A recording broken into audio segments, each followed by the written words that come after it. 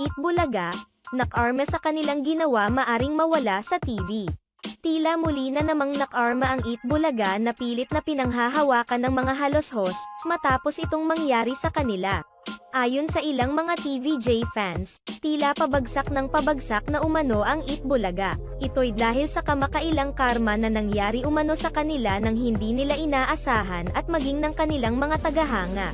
Kamakailan lamang ay nag-trending at naging usap-usapan ang umano'y pagpapawalang bisa ng Korte Suprema sa proklamasyon o pagdeklarang panalo ng Commission on Elections kay Romeo Haloshos Jr.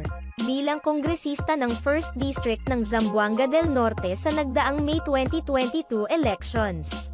Kasama sa naglabas ng desisyon ay ang mga mahistrado ng Supreme Court at ipinag-utos sa COMELEC na iproklama bilang tunay na nanalo bilang kongresista si Roberto Uy Jr. Ayon sa inilabas na pahayag ng Supreme Court Public Information Office, batay sa en banc deliberations noong Martes, may nakitang grave abuse of discretion sa inilabas na COMELEC en banc order na may petsang May 2022 at resolution na may petsa namang June 2022.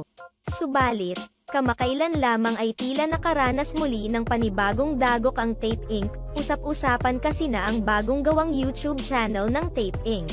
kung saan ipapalabas sana ang kanilang mga videos at terminated na ngayon, 2 araw matapos nilang ginawa ang nasabing channel. Sa loob ng 2 araw nakakuha naman kaagad ito ng mga subscribers, subalit tila hindi naman ito naging hadlang para ma-terminate ang nasabing channel dahil sa pagre-report umano ng mga fans ng TVJ. Agad itong na-terminate dahil kakagawa pa lamang nito at may kaunting subscribers at mababang views nito. Ayon sa aming nakalap na impormasyon, nasa 1,000 plus pa lamang ang mga subscribers nito at nasa sa 1,000 pa lamang rin ang views nito bago tuluyang ma-terminate. Matatandaan na isiniwalat ng mga panibagong hosts ng Itbulaga ang ginawa nilang panibagong YouTube channel noong Sabado. Subalit, nitong Lunes ay hindi na makikita pa ang nasabing channel dahil terminated na ito sa YouTube.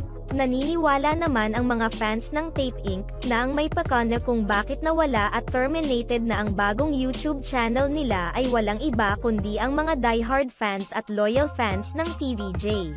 Nakasalukuyang ipinaglalaban pa rin ang copyright ng Itbulaga. Matatandaan na hindi ito ang unang pagkakataon na na-restrict ang YouTube channel na ginawa ng Tape Inc. para sa Itbulaga. Nagpapatunay lamang ito na marami talaga sa mga netizens ang naniniwalang ang TVJ talaga ang tunay na nagmamay-ari sa Itbulaga. Posibleng nagkaroon umano ng mass reporting mula sa mga fans ng TVJ kaya tuluyang terminated ang mga panibagong channel at pages na ginagawa ng Tape Inc. para sa Itbulaga.